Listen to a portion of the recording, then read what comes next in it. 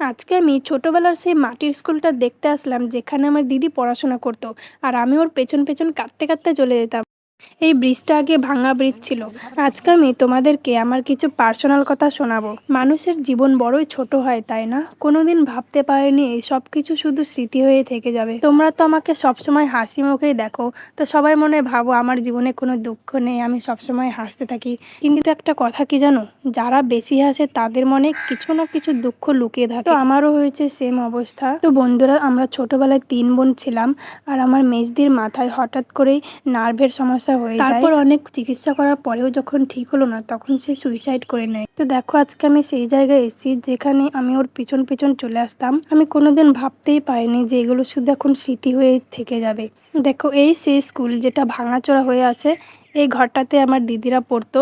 আর আমার মনে আছে, আমি যখন ওর সঙ্গে এসেছিলাম তখন আমার দিদি আমাকে একটা ছোট বাংলা বই এনে দিয়েছিল। স্কুলটার নাম হচ্ছে সরাবাড়ি প্রাথমিক বিদ্যালয়। তোমরা দেখেছো স্কুলটার এখন কি অবস্থা হয়েছে, একেবারে ভাঙাচোরা অবস্থা, মানে ভুতিয়া টাইপের হয়ে গেছে। কিন্তু এখন নতুন ঘরগুলিতেই পড়ানো হয়। আর এইটা দেখো, আগে এই ঘরে পড়াশোনা করা হতো, এই মাটির ঘরটাতে। আর এই বট গাছটা দেখতে পাচ্ছ, এর নিচে আমরা খেলাধুলা করতাম। মানে এখানে এসে আমার ফিলিংসটা যে কেমন হচ্ছিল তোমাদের আমি বোঝাতে পারবো না।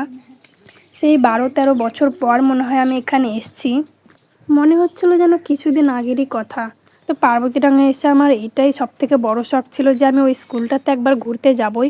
তো সকালবেলায় আমার চোখ মুখের অবস্থা দেখে তো চলে এসেছি আমি স্কুলটা দেখতে। আর আমার মা কিন্তু আমার ভিডিও বানিয়ে দিচ্ছিল। বুঝতেই পারছো, এটা শুধু স্কুল নয়, এটা আমাদের জীবনের একটা গল্প হয়ে গেছে। তো আজকের মতো টাটা বন্ধুরা।